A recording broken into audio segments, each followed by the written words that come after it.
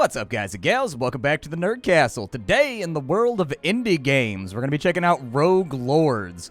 Kind of a game with an interesting premise. Like, I've played through the first level and messed around with the tutorial a bit, and it's got some interesting ideas. So in this game, you are effectively the devil himself, and you're sending Dracula and Dracula's hordes back to the world to reconquer it. And what goes along with that is you get to be crazy overpowered. Basically, you'll be using monsters like Bloody Mary, the Headless Horseman, Dracula, all of those things from old sort of gothic tales in order to usurp the earth in the wake of Dracula's passing. And part of being the devil is that you're really, really overpowered. Like, losing is just kind of like...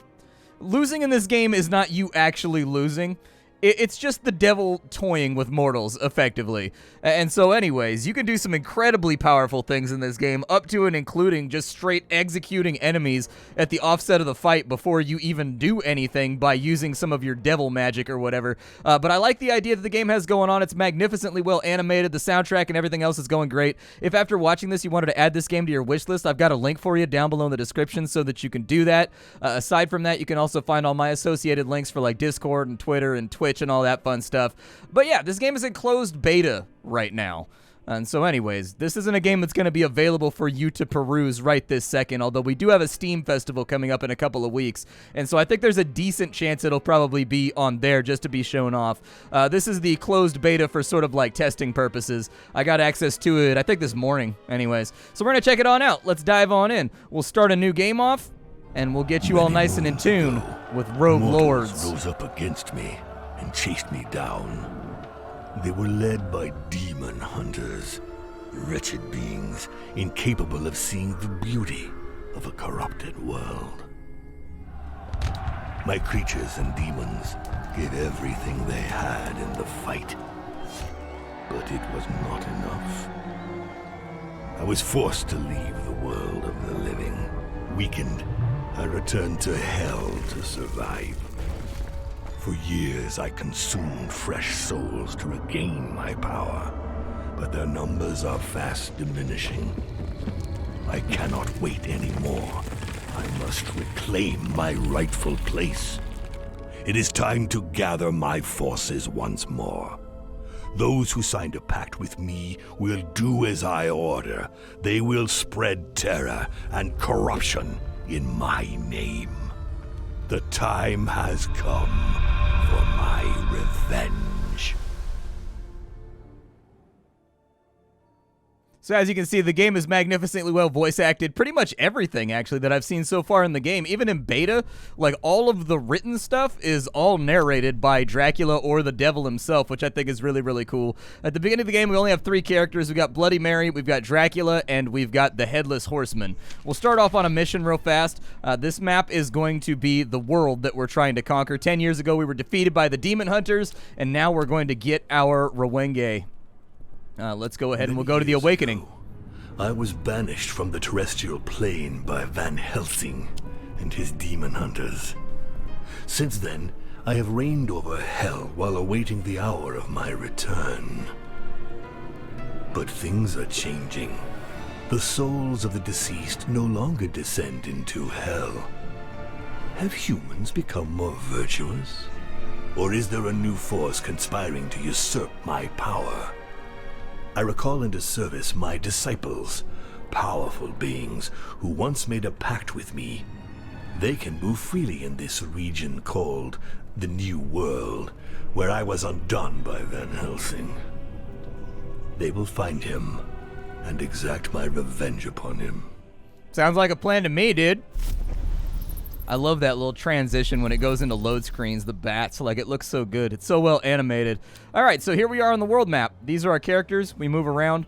Anything that's flagged like this is basically an activity that we can participate in. And so for right now, we got to go to Crowfield. Through the renewed link with my disciples, I become aware of the situation in the New World. The demon hunters have increased their hold on the population. They are everywhere, on the roads, in the villages, patrolling and imposing a summary justice. On the other hand, No one has heard of the 6 artifacts stolen from me by Van Helsing during our last confrontation. If he is using them, he does not boast of it. My attention is drawn towards a new religion. The Sanctua Lumen, as it is called, is increasing its hold on humans. My disciples decide to go to one of its sanctuaries in order to learn more. I like summary justice, but summary justice is a little bit too mercurial and hot for me. I prefer like wintry justice, that cold, indifferent justice. All right, so on we go. We have the map down on this side. Basically, like, don't let this, so I tried clicking on this, I could try doing stuff right here. This game is all actually interactive, though, so the map is just to let you know what's coming next. You actually walk around like so. There's no actual combat right there. It means that as we transition through the countryside, there will eventually be a spot where there is combat. So anyways, we have our Diabolic Essence up here. Diabolic Essence is one of the most important things in the game. This is effectively how much devil magic you have available, and you can use this to do absolutely catastrophic things to the enemy. This is really the game changer right here, and so you kind of want to keep an eye on this. In addition, your characters, because they are blessed by the devil, they cannot die until you run out of devil essence. So when they get down to 0 HP, instead of dying, you start losing devil essence instead of HP effectively, which means that there can be times where tactically it's a really, really good idea to have your characters at 0 HP, because in the case of characters like Dracula, when he's at 0 HP, like all of his damage effectively like triples. So anyways, it wants me to take this fight right here, and it wants me to learn a skill after the fight, so that's what I'm gonna do. So here's what combat looks like. I really, really like how soft everything looks in the combat, actually. Like, they got the... So, the thing is, the textural design of the game is actually sort of minimalist, and then they just use very, very light shading to make everything kind of come together with the same atmospheric look, and I think that's really, really cool, in fact. They've managed to make the game look really detailed without actually making it really, really detailed, and then things like the backgrounds are all done in sort of like watercolors or whatever. It looks really, really good, and there's motion in the background too. If you take a look, like the spider webs right here are blowing in the breeze, that little piece of cloth is blowing, this little scarecrow is blowing, the windmill is going around in a circle. Like, very, very good work, developers. Like, when it comes to the presentation, y'all did fantastic. So with the way combat works, we have our APs. None of our characters have turns. It is our team's turn and then the enemy's turn. It gives you a synopsis of what the enemy's going to do. So this guy's going to deal 10 damage to Dracula, and then our APs allow us to pick any combination of abilities from all of our characters that we want. And so it wants me to do stabbing with Bloody Mary. So there we go. We'll stab that guy. All combatants have 2 gauges of health, 1 physical and 1 spiritual. So yeah, you can think of this in sort of the terms, if you ever played Eratus, they have like the fear meter, and then they have the health meter, and you can get rid of an enemy by either one, whichever is more convenient. Exact same thing. So they have a spiritual meter, and they have a health meter. You can kill them physically, or you can kill them spiritually and just leave them an empty, broken husk. So anyways, it wants me to go to Dracula, and it wants me to use Bleeding Heart. So there we go. Bleeding Heart has been dispensed upon the enemy, and it wants me to recharge. So one interesting thing this game has going for it is once you use an ability, you can't use that ability again. That ability is effectively tapped, kind of like in a Magic the Gathering sort of way, and it is no longer available to you, and it will not come back on the next turn. And so you might be saying to yourself, Splat, how do I get my abilities back? What if the fight goes long? Well, you have abilities like this one right here with Dracula, where you can trade in your remaining APs, and it will restore everyone's abilities back to being able to be used again. And so that's what it's teaching us here in the tutorial. So there you go. We'll cast some blood magic. We'll get ourselves ready to rock. He's obviously going to shoot me in the face with a crossbow. If I was Dracula, I'd be kind of worried about pointy sticks flying anywhere near my heart. But, you know, what do I know about anything? We'll go ahead and drop him down to 0 HP. You'll note that he didn't die. He became vulnerable. What vulnerable means is that we need to deal another damage of the same type to finish him off. He's effectively on the ropes right now, but he's still combat effective. There are abilities and whatnot, though, that will trigger bonus things if they target people who are vulnerable, or they'll do bonus stuff if you're vulnerable, so on and so forth. And so sometimes it can be tactically relevant to leave an enemy in a vulnerable state so that you can pop off a bigger combo that whittles down his allies. So anyways, Bleeding Heart, we'll take him out. We ripped his heart out. With that, All right, and so now at the end, we get ourselves an ability. We get to choose what we want to have here. So we can get Fury Fang for Dracula. That's an attack where he steals twice 2 to 3 HP. So that could be pretty decent for comboing somebody to death, because you only need 1 damage on a vulnerable guy to kill him. And so let's say somebody's at 2 HP, you pop that right there. You pop something bigger that does like 8 damage, it's just going to take him down to 0, and then you got to hit him again. This right here, first 2 hits him down to 0, second 2 kills him, and you get the HP restorative. So that's kind of nice. It does cost 2 AP, which I think is kind of like a little bit nerve-wracking, but we can go for it. Okay, so onwards and upwards we go. It wants me to go to the next zone, which I think has some kind of, oh yeah, it's got the river Styx in it. This place, some places have extra objectives that are not necessarily the main thing that's noted on the map. So for example, we can take a fight right here to get some extra XP, to get some extra abilities, to get some extra resources. Then we can go to the Styx fountain and, you know, fix ourselves up, because this allows us to drink from the rivers of hell. And so anyways, we'll go to this combat. It wants me to take another skill right here, which I'm absolutely happy to do. But it seems your time has come. This is actually a different battlefield. The last time I took this fight, it was not inside of a building. It was in the city streets, and you could see worried peasants running around in the background, like running for cover. It was kind of a cool map. I was hoping I would get to show it to you, but I think it's randomized on a certain level what the battle map looks like that you're fighting on. So Mary, we're about to take a bunch of damage. It's teaching you how to use Bloody Mary's ability called Cursed Mirror. It's going to recharge all of her skills. We put that on that guy right there. And so now Bloody Mary's mirror is behind him, and we can snap the mirror right here to change fate for Dracula, who's about to get smacked. And so anyways, we'll lower his damage so that he's not hitting quite as hard. It wants me to stab a guy, so I guess I'll go ahead and stab a guy real fast. I love the fluidity of the animations inside of here. They've done just an absolutely wonderful job with making the game flow and have kind of like a dark cartoon appearance to it. Like, this is top tier work that you usually expect to see only from bigger companies.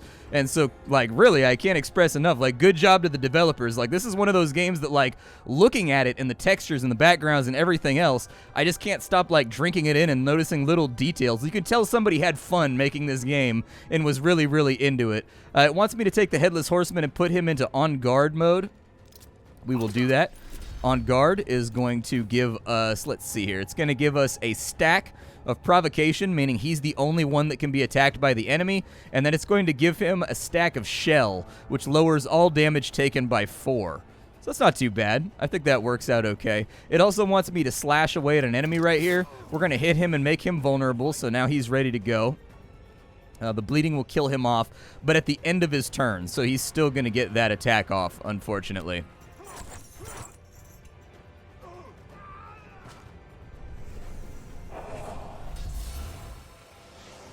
Now, you'll note that this guy put up Aegis, which makes it so that we really can't hurt him. It's going to teach us about using our devil magic now to really shift the favor of the battle in our direction. So we're going to go with Bloodlust. That's going to give him Vampirism. It means he gets HP back whenever he attacks. Then we're going to go into Devil mode. It's going to change the entire game around.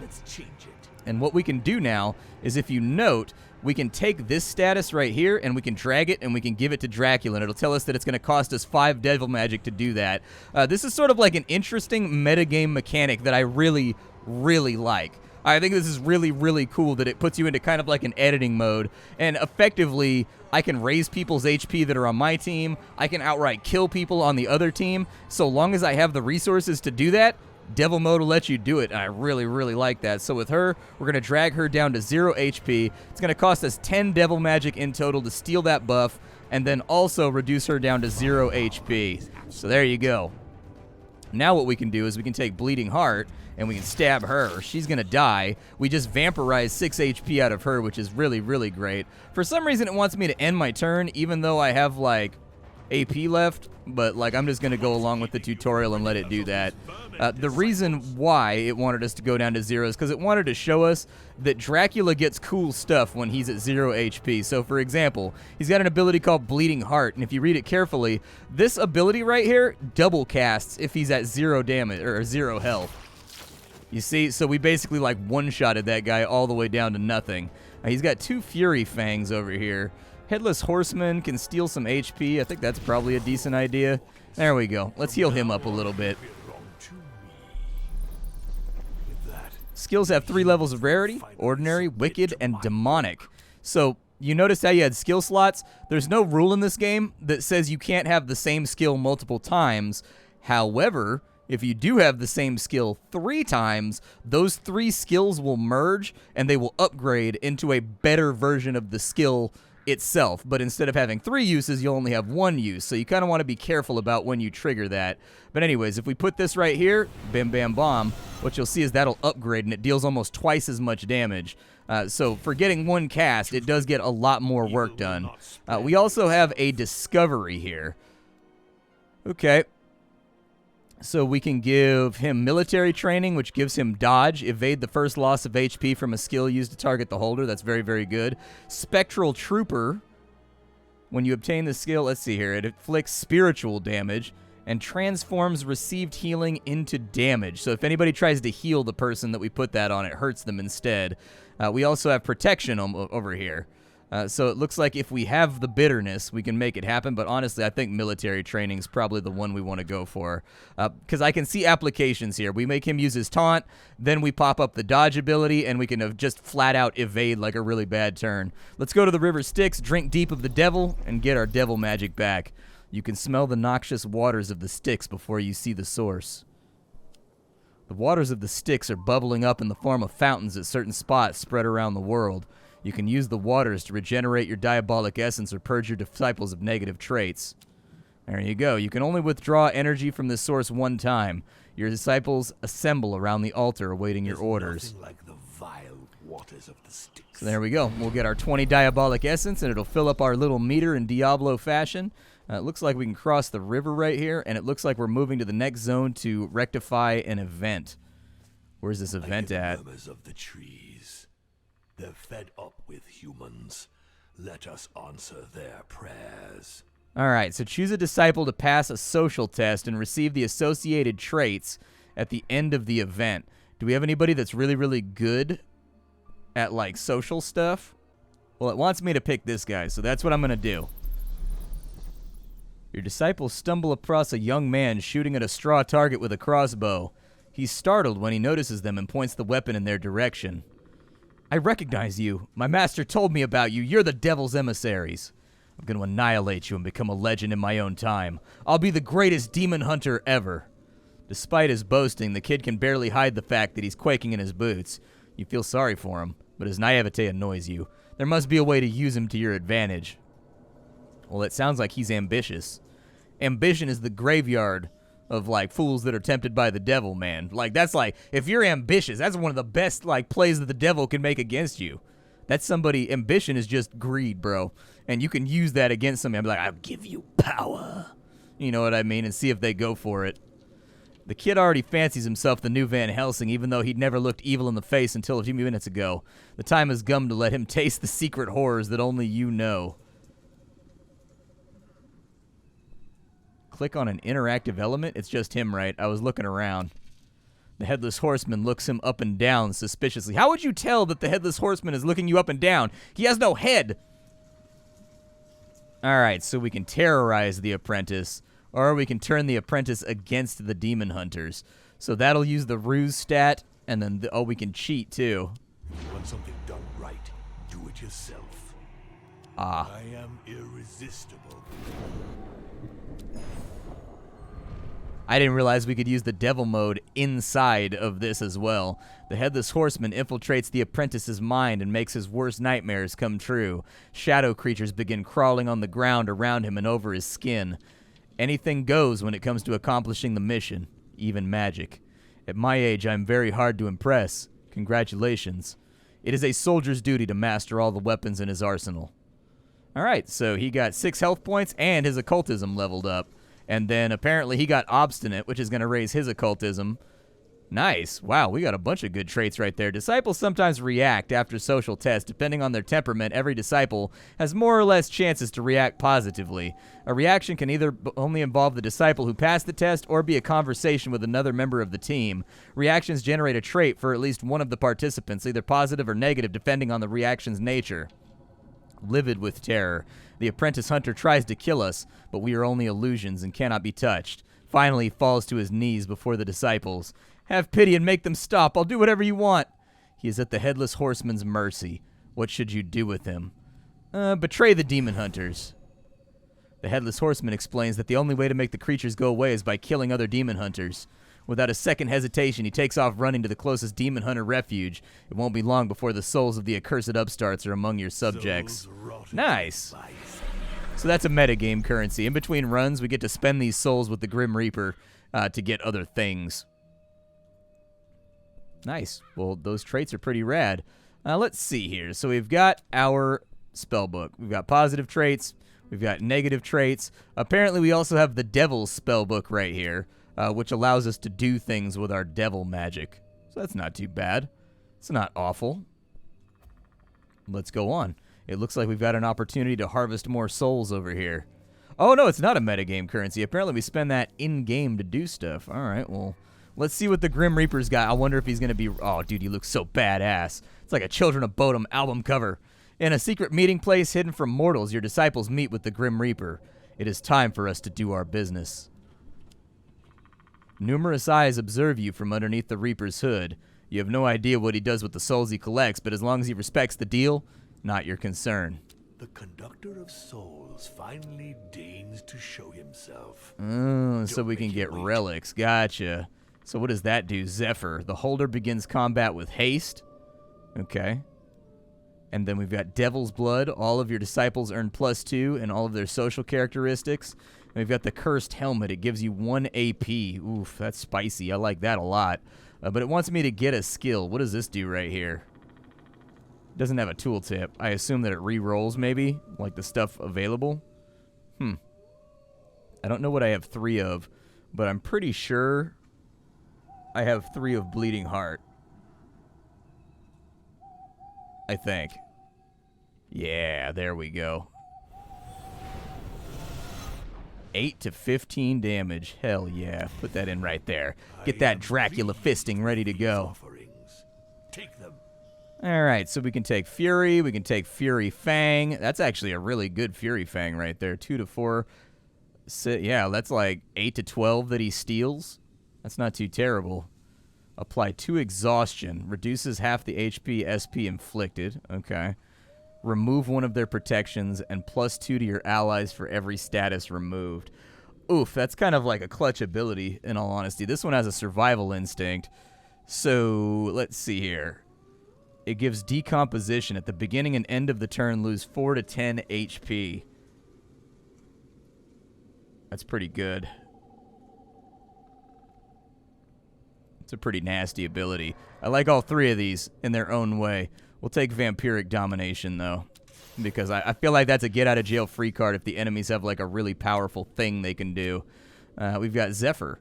So the Headless Horseman gets this relic. All right, sounds good. One way to upgrade the rarity of a skill is to leave it to the Grim Reaper. The skill you leave will not be in your disciple's inventory anymore. Oh, so the next time we visit him, we get an upgraded ability. Gotcha. All right. Let's upgrade one of her stabs. Yeah, let's do that. She's got 2 of them, so why not? Off we go. Continuing onwards and upwards, doing evil guy stuff. Alright, so we have a choice here where we want to go. Although the path is not, like, abundantly clear, I would like to take another combat. That's the Sanctuary, right? Oh, we got to deal with the Sanctuary first. Okay. Is there any other bonus stuff around here that we can do? No, it's just the Sanctuary. My disciples enter the Sanctualumen's sanctuary and determine that it has well and truly replaced the old religions.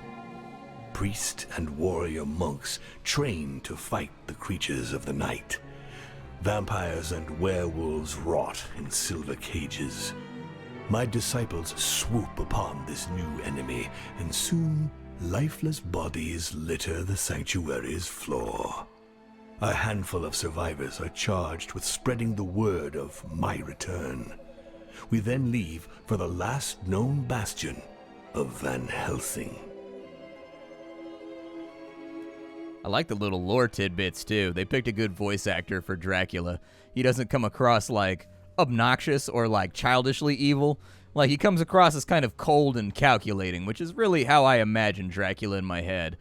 So with the 3 pass, there's fight, and if we go to the right, maybe a spell? I don't know. What is that? An event. Oh, okay. Well, the event worked out pretty good for us last time.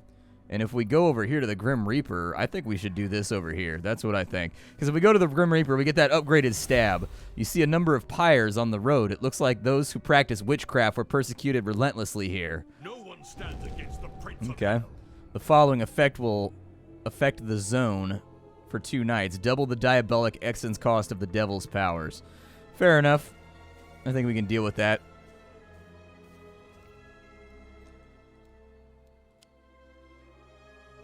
Yeah, you can see it right there. Oh, we can remove it with devil mode here too? Well, no. I don't want to cheat. I'm still fine with that. Nothing bad is going to happen from this because there's no combat, and it ends right there, and then I get my ability back. No! Oh, the game's making me do inoptimal things. I'm so upset right now. All right, so choose a disciple to pass social tests. I don't know what the social test is going to be, and I don't think it really gives you too much of a hint. So I think we've kind of just got to go for it.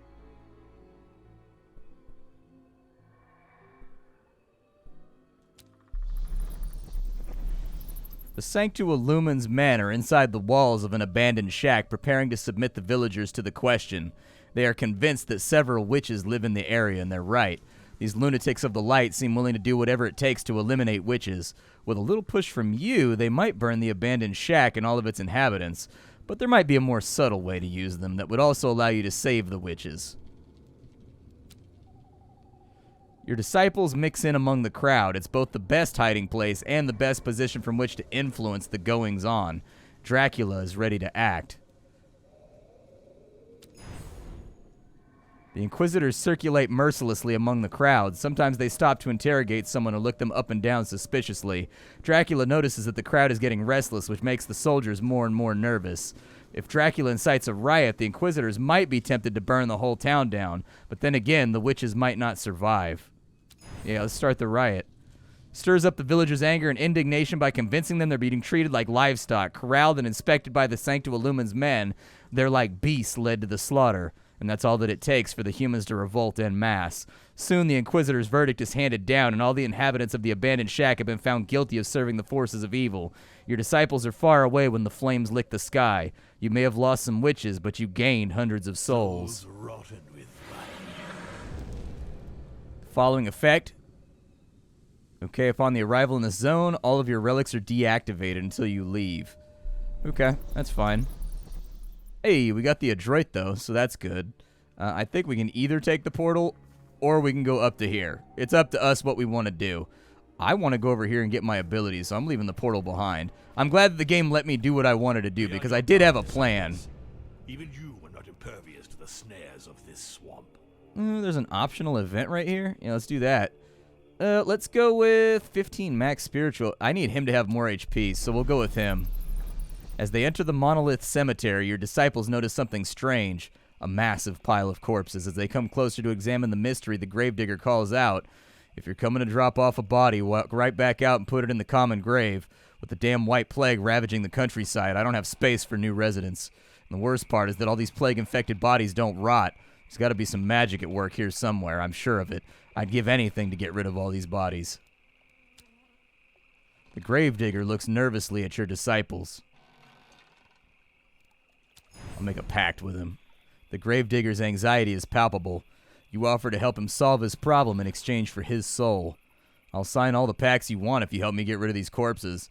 It's as if his soul was already yours. The only thing left to do is fulfill your end of the bargain and empty the cemetery of its residents. Let's go devil mode. Business.